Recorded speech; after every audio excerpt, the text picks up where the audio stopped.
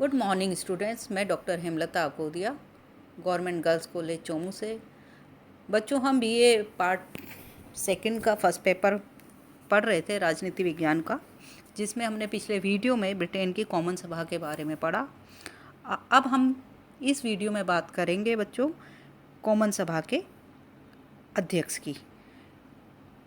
लोक सदन का जो अध्यक्ष होता है उसको स्पीकर कहा जाता है। जैसे ब्रिटेन में हमने देखा, अभी समय वह परंपरा वाला जो चैप्टर पढ़ा था उसमें मैंने बताया था आपको कि ब्रिटेन की अधिकांश संस्थाओं का विकास हुआ है। कोई भी संस्था किसी कानून के द्वारा या किसी संविधान के द्वारा अस्तित्व में नहीं आई है। तो इंग्लैंड में लोक सदन का जो स्पीकर का पद है वो भी विकसित हुआ है। उसका पद एक ऐतिहासिक पद है। उसका अस्तित्व सन 1336 से चला आ रहा है। ठीक है, यह पद ब्रिटेन के प्रसिद्ध कानूनवेत्ता ही धारण करते हैं। सन थॉमस मोर तथा एडवर्ड कोक सदन के प्रसिद्ध अध्यक्ष हो चुके हैं। स्टुअर्ट युग में जबकि संसद तथा क्राउन का संघर्ष चलता था, उस समय स्पीकर को कूटनीति से काम लेना पड़ता था। उदाहरण के लिए विलियम लेंथन उस समय सदन का स्पीकर था, जबकि सम्राट चार्ल्स प्रथम सदन के 5 सदस्यों को गिरफ्तार करने के लिए सैनिक लेकर सदन में आ गए। स्पीकर की कुर्सी की तरफ निगाह करके सम्राट ने पूछा कि क्या ये 5 सदस्य सदन में है। लेंथन सम्राट के पैरों में गिर गया और उसने कहा कि इस स्थान में सदन की इच्छा के अतिरिक्त मैं तो कुछ देख सकता हूँ ना मैं कुछ कह सकता हूँ। ऐसी गंभीर स्थितियों में धीरे धीरे ब्रिटेन के स्पीकर की स्थिति सुधरती गई। पहले तो चूँकि सम्राट की बात सबको माननी पड़ती थी, वहाँ पर राजतंत्र था। धीरे धीरे वहाँ की संस्थाएं विकसित होकर लोकतंत्र में परिवर्तित हुई। तो प्रारंभ में ब्रिटेन का जो स्पीकर है उसको भी ब्रिटेन के सम्राट की बातों को मानना पड़ता था। ठीक है, अब हम बात करते हैं कि ब्रिटेन के स्पीकर का निर्वाचन कैसे होता है। प्राचीन काल में राजा ही स्पीकर की नियुक्ति करता था, किंतु धीरे धीरे सदन ने अपने अध्यक्ष के निर्वाचन का अधिकार अपने हाथों में ले लिया। स्पीकर का निर्वाचन प्रायः सर्वसम्मति से होता है। एक बार जो व्यक्ति अध्यक्ष निर्वाचित हो जाता है वह प्रायः तब तक अध्यक्ष निर्वाचित होता रहता है जब तक उसमें कार्य करने की शक्ति रहती है। सरकारें बदल जाती है पर अध्यक्ष प्राय नहीं बदलता है। अध्यक्ष पद के लिए प्रायः संघर्ष नहीं होता। उसके लिए साधारणतः एक ही व्यक्ति का नाम प्रस्तावित होता है। प्रधानमंत्री तथा विरोधी दल का नेता परस्पर विचार करके किसी ऐसे व्यक्ति को स्पीकर पद के लिए खड़ा करते हैं जो सरकारी दल तथा प्रतिपक्ष यानी विपक्षी दल दोनों को ही मान्य है। इस प्रकार जब अनौपचारिक रूप से किसी व्यक्ति के विषय में निश्चित कर लिया जाता है तो सदन के एक साधारण सदस्य द्वारा उसका नाम अध्यक्ष पद के लिए प्रस्तावित किया जाता है और एक अन्य साधारण सदस्य ही उसका अनुमोदन करता है। यह इसलिए किया जाता है ताकि सदन की औपचारिक रूप से यह पुरानी परंपरा बनी रहे कि स्पीकर का चुनाव सदन ने किया है, ना कि सरकार ने। इसके बाद सदन उस व्यक्ति को निर्विरोध चुन लेता है। उसके बाद सम्राट उस व्यक्ति को अपनी सहमति प्रदान कर देते हैं जिसे सदन ने चुना हो। इस प्रकार स्पीकर की नियुक्ति के बारे में 2 परंपराएं प्रसिद्ध है। पहला है स्पीकर का निर्वाचन एक मत से निर्विरोध होता है, तथा दूसरा जो है वह है एक बार स्पीकर सदा के लिए स्पीकर बन जाता है। अगर हम स्पीकर के वेतन की बात करें तो स्पीकर को वार्षिक वेतन मिलता है, रहने के लिए उसे सरकारी निवास स्थान मिलता है, और जब वह रिटायर हो जाता है तो उसे वार्षिक पेंशन भी दी जाती है और उसे लॉर्ड सभा का सदस्य बना दिया जाता है, जिसके बाद जीवन भर लॉर्ड सभा का सदस्य रहता है। ब्रिटेन के स्पीकर की एक विशेषता है कि वह निर्दलीय होता है। ब्रिटेन में एक बार स्पीकर सदा के लिए स्पीकर की परंपरा विकसित हो चुकी है। अतः स्पीकर एक बार निर्वाचित होने के बाद दलगत राजनीति से संन्यास ले लेता है। सार्वजनिक रूप से वह कोई भी दलगत राजनीतिक चर्चा नहीं करता है, न भाषण के द्वारा और न ही लेख के द्वारा। आम निर्वाचन के समय भी जबकि वह स्वयं प्रत्याशी हो, वह न तो भाषण देता है न ही प्रचार करता है। वह सक्रिय राजनीति से तथा दलगत राजनीति से ऊपर रहता है। जो ब्रिटेन में स्पीकर का पद है वो अपने आप में बहुत ही ज़्यादा गौरवपूर्ण पद है। स्पीकर के का पद गौरवपूर्ण तथा शान शौकत का है। उसका आसन इतना पवित्र और गरिमामय माना जाता है कि राजा तक उसका सम्मान करता है। स्पीकर को सबका सम्मान प्राप्त होता है और उसके अधिकार को भी सभी मानते। तो देखो, ब्रिटेन का जो स्पीकर का पद है बहुत गौरवपूर्ण है, सम्माननीय है। तो ऐसे समय में स्पीकर की शक्तियाँ और कार्य भी काफ़ी ज़्यादा होते हैं और वो बहुत ज़्यादा इम्पोर्टेंट होते हैं। तो हम अब बात करते हैं ब्रिटेन के कॉमन सभा के स्पीकर की शक्तियाँ व कार्यों की। उसकी जो शक्तियाँ व कार्य हैं उसमें पहला जो वो लोक सदन की पहली शक्ति है, वह है लोक सदन की अध्यक्षता करना। स्पीकर लोक सदन की सभी बैठकों की अध्यक्षता करता है। जब तक सदन में वह अपना स्थान ग्रहण नहीं कर लेता तब तक सदन की कार्यवाही प्रारंभ नहीं हो सकती। स्पीकर के बिना सदन का अधिवेशन नहीं हो सकता। स्पीकर की अनुपस्थिति में डिप्टी स्पीकर सदन की बैठकों की अध्यक्षता करता है। दूसरा जो कार्य है या शक्ति है वह है बोलने की आज्ञा प्रदान करना। सदन में विधेयकों तथा अन्य विषयों पर बोलने वाले बहुत अधिक सदस्य होते हैं। सदन के पास इतना समय नहीं होता कि प्रत्येक सदस्य को बोलने की आज्ञा प्रदान कर सके। इसलिए स्पीकर कुछ सदस्यों को बोलने के लिए बुलाता है। उसकी आज्ञा के बिना कोई भी सदस्य सदन में नहीं बोल सकता, मतलब स्पीकर की अनुमति लेना अनिवार्य है। वह किसी भी सदस्य को किसी अप्रासंगिक बात पर बोलने से रोक सकता है। वह किसी भी सदस्य को संसद में असंसदीय भाषा के बोलने की आज्ञा नहीं देता है। जो तीसरा कार्य है वह है नियमों की व्याख्या। जब कोई सदस्य व्यवस्था का प्रश्न उपस्थित करता है तो अध्यक्ष को अपना निर्णय देना पड़ता है, परंतु उसका निर्णय पूर्व दृष्टांतों के अनुसार होता है। सदन के किसी भी नियम के बारे में अध्यक्ष की व्याख्या ही अंतिम होती है। चौथी जो शक्ति है वह है सदन में व्यवस्था और अनुशासन बनाए रखना। सदन में व्यवस्था और अनुशासन का उत्तरदायित्व स्पीकर पर रहता है। व्यवस्था तथा अनुशासन भंग होने की स्थिति में वह संबंधित व्यक्ति का नाम लेकर उसे चुप रहने अथवा सदन के बाहर निकल जाने का आदेश दे सकता है। यदि वह बाहर न जाए तो अध्यक्ष सार्जेंट की सहायता से ले जा सकता है। सार्जेंट उस सदस्य को बलपूर्वक सदन के बाहर निकाल सकता है। अगली जो शक्ति है वह है निर्णायक मत का अधिकार। अध्यक्ष को किसी विधेयक या अन्य विषय पर उस समय मत देने का अधिकार है जब उस पर सदन में मत बराबर हो जाए, परंतु स्पीकर इस अधिकार का उपयोग बहुत ही कम करता है। यदि उसे इस अधिकार का प्रयोग ही करना पड़ जाए तो भी वह कुछ पूर्व स्थापित सिद्धांतों के अनुसार ही इस कार्य को करता है। नेक्स्ट है वित्त विधेयक को प्रमाणित करना। ये शक्ति भी ब्रिटेन के स्पीकर के पास है। सन 1911 के संसदीय एक्ट के अनुसार ब्रिटेन में स्पीकर को यह शक्ति दी गई। यदि किसी विधेयक पर यह विवाद खड़ा हो जाता है कि वह वित्त विधेयक है या नहीं, तो इस विषय पर स्पीकर का निर्णय अंतिम होता है। वित्त विधेयक वह है जिसे स्पीकर वित्त विधेयक प्रमाणित कर दे।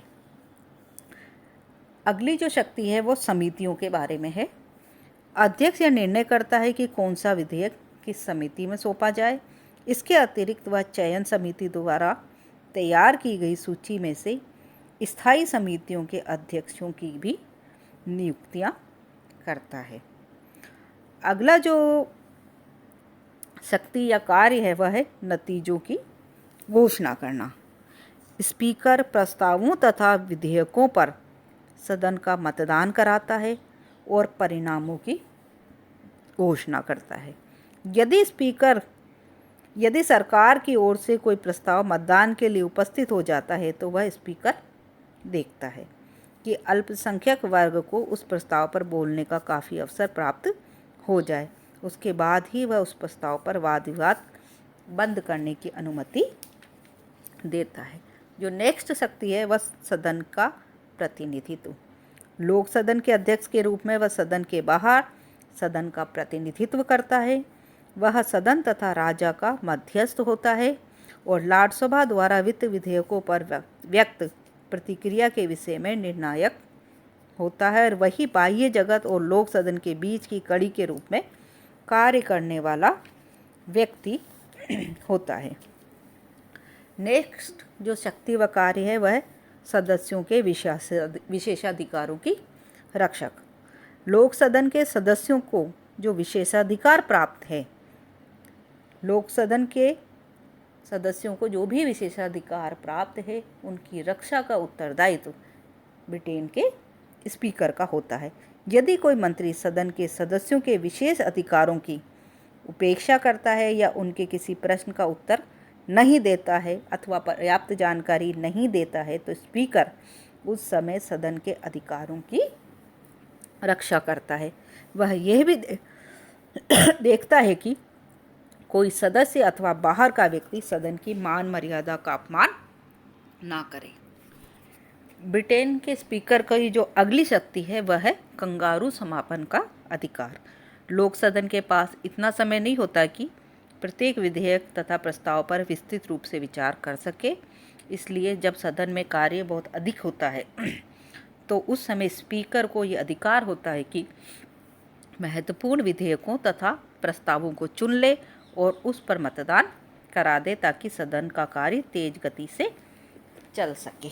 नेक्स्ट जो कार्य व शक्ति है वह है लोक सदन संबंधी प्रशासन। अध्यक्ष लोक सदन का प्रशासनिक अधिकारी होता है। वह लोक सदन की कार्यवाही के मुद्रण व प्रकाशन के लिए मुद्रकों व संपादकों की नियुक्ति करता है। यह देखना भी उसका दायित्व है कि सदन की कार्यवाही का प्रकाशन ठीक रूप से होता रहे। नेक्स्ट जो शक्ति या अंतिम शक्ति या कार्य है वह सचिवालय। लोक सदन के अध्यक्ष के अधीन ही सचिवालय होता है जिसमें सचिव, सुपरिटेंडेंट, लेखकगण, लाइब्रेरियन और प्राइवेट विधेयकों के निरीक्षक रहते हैं। वे स्पीकर की देखरेख में ही कार्य करते हैं। ये तो थी ब्रिटेन के स्पीकर की शक्तियाँ व कार्य। हम ब्रिटेन के स्पीकर की अब वास्तविक स्थिति को जानेंगे। कॉमन सभा के अध्यक्ष का पद अत्यंत प्रतिष्ठा, सम्मान और गौरव का पद है। गार्डने के शब्दों में कॉमन सभा के अध्यक्ष का पद दुनिया का सबसे अधिक सम्मानीय, शानदार और भारयुक्त पद है। जो विचारक है, राजनीतिक विचारक जेनिग्स, वह ब्रिटेन के स्पीकर के बारे में लिखते हैं कि अध्यक्ष का प्रभाव उसकी शक्ति से अधिक है। एक पंच या निर्णायक के रूप में उसकी शक्तियाँ असीमित, अनियंत्रित तथा लगभग तानाशाही ढंग की है। उसके निर्णयों के खिलाफ आवाज़ नहीं उठाई जा सकती। अविश्वास के प्रस्ताव द्वारा उसे पदच्युत कर देना ही उसके विरुद्ध एकमात्र उपाय है। जहाँ तक ऐसा नहीं किया जाता तब तक उसके औचित्य, प्रश्नों संबंधी तथा अन्य निर्णय सभी सदस्यों को मानने पड़ते हैं, चाहे वे उनसे एक सहमत हों अथवा ना हो। यदि सदन की कार्यवाही शांतिपूर्ण चलाना असंभव मालूम पड़े तो वह सदन को स्थगित भी कर सकता है। जेनिक्स आगे कहते हैं, अनेक शक्तियाँ और उन्मुक्तियों का वर्णन द्वारा स्पीकर की प्रतिष्ठा को ठीक तरह से प्रकट करना असंभव है। परंपराओं तथा विचार विमर्श दोनों ने मिलकर उस व्यक्ति को जो सदन की अध्यक्षता करता है ऐसा गौरव, सम्मान तथा प्राधिकार प्रदान कर दिया है जिसका कोई अतिक्रमण नहीं कर सकता। सदन का अध्यक्ष अत्यंत सम्मानित पदाधिकारी होता है। स्पीकर के लिए कहा जाता है कि वह कभी गलती नहीं कर सकता। सदन के अंदर उसका शब्द ही कानून होता है। अब हम ब्रिटेन के स्पीकर तथा अमेरिका के स्पीकर के पद की तुलना करेंगे। अमेरिका के संविधान निर्माताओं ने अध्यक्ष पद की स्थापना इंग्लैंड की ही परंपरा पर की है। मतलब अमेरिका ने ये पद इंग्लैंड से लिया है। जिस प्रकार इंग्लैंड में निम्न सदन का अध्यक्ष स्पीकर कहलाता है, उसी प्रकार अमेरिका में भी निम्न सदन का अध्यक्ष स्पीकर कहलाता है, किंतु दोनों देशों के अध्यक्ष एक समान नहीं हैं। इंग्लैंड का अध्यक्ष बहुत कम बोलता है तो अमेरिका का अध्यक्ष बहुत अधिक बोलता है। फिर भी इन दोनों देशों के जो स्पीकर हैं उनके पद में कुछ समानताएं भी हैं, कुछ विभिन्नताएं भी हैं। तो पहले हम ब्रिटेन के और अमेरिका के स्पीकर की पद की समानताओं की बात करेंगे। तो पहली जो समानता है वह है दोनों ही निम्न सदन की बैठकों की अध्यक्षता करते हैं, शांति और व्यवस्था बनाए रखते हैं, सदस्यों के बोलने का क्रम निश्चित करते हैं, दोनों ही भिन्न विवादों अथवा प्रस्तावों पर मत लेते हैं। दूसरी जो समानता है वह है यदि किसी प्रस्ताव या विवाद पर समान मत आते हैं तो दोनों को ही निर्णायक मत देने का अधिकार है। तीसरी जो समानता है वह है दोनों ही अपने अपने सदन के प्रतिनिधि माने जाते हैं। चौथी समानता यह है कि अमेरिका का स्पीकर सदन को राष्ट्रपति तथा सीनेट से जोड़ने वाली कड़ी है, तो ब्रिटेन का स्पीकर सदन को राजा यानी सम्राट और लॉर्ड सभा को जोड़ने वाली कड़ी है। पांचवी जो समानता है वह है दोनों का अपने अपने देश में बहुत ऊंचा और गरिमामय स्थान होता है। अब दोनों में जो असमानताएं हैं उनकी हम बात करते हैं।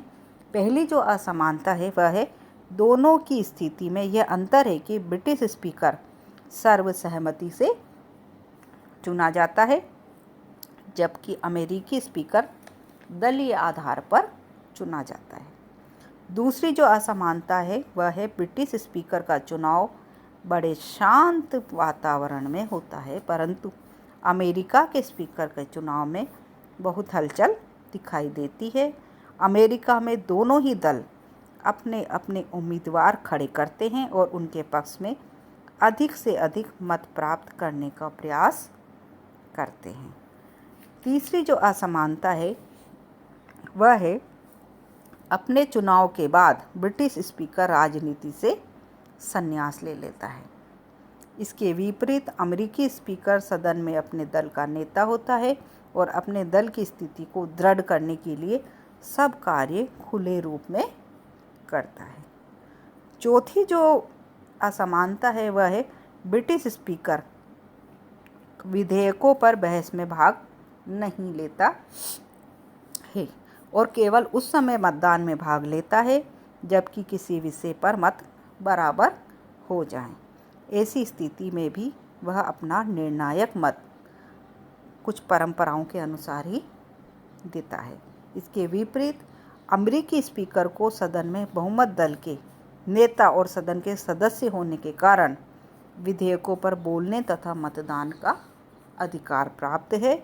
जब कभी वह मत देता है तो वह अपने दल की स्थिति को सुदृढ़ करने के लिए ही उसका प्रयोग करता है।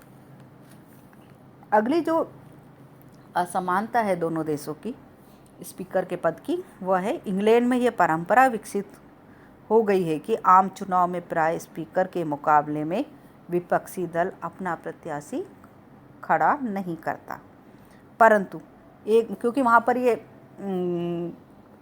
विचार प्रचलित है कि एक बार स्पीकर सदैव स्पीकर की प्रथा है, ठीक है। पर अमेरिका में ऐसी परंपरा नहीं होती है, वहाँ आम चुनाव में स्पीकर का विरोध होता है। अगली जो असमानता है वह इंग्लैंड में स्पीकर को वित्त विधेयक को प्रमाणीकृत करने की शक्ति प्राप्त है, परंतु इस प्रकार की शक्ति प्रतिनिधि सदन के स्पीकर को नहीं है। नेक्स्ट जो असमानता है वह है इंग्लैंड में नियमों की व्याख्या के संबंध में स्पीकर का निर्णय अंतिम होता है और उसके निर्णयों के विरुद्ध सदन में अपील की जा सकती है। नेक्स्ट असमानता जो 8वीं असमानता है वह है इंग्लैंड में स्पीकर सदन के सभी सदस्यों के विशेषाधिकारों का संरक्षक है क्योंकि वह निष्पक्ष रूप से कार्य करता है। अमेरिका में स्पीकर केवल अपने दल के हित के लिए ही कार्य करता है। जो अंतिम असमानता है वह है नियमों की व्याख्या के संबंध में अमेरिका के अध्यक्ष को नियम निर्मात्री समिति द्वारा बनाए गए नियमों के अंतर्गत काम करना पड़ता है। वह अपने विवेक से बहुत कम काम कर सकता है, जबकि इंग्लैंड का अध्यक्ष अपने विवेक से काम लेने का पर्याप्त अधिकार रखता है, स्वतंत्रता रखता है, क्योंकि वहाँ उसे किसी नियम निर्मात्री समिति द्वारा बनाए हुए नियमों के अंतर्गत नहीं चलना पड़ता। इस बारे में डॉक्टर हरमन फाइनर ने कहा है, कॉमन सभा का स्पीकर केवल नियमों का उल्लेख करता है और उन्हें निष्पक्षता से लागू करता है, जबकि प्रतिनिधि सभा का स्पीकर अपनी इच्छा से नियमों का पुनर्निर्माण करता है और सदन की कार्यवाही के निर्धारण में भाग लेता है। बच्चों, इस वीडियो में हमने ब्रिटेन के स्पीकर के बारे में जाना। अब जो अगला वीडियो होगा उसमें मैं ब्रिटेन के कॉमन सभा की जो समिति व्यवस्था है उसके बारे में आपको बताऊंगी। Thank you.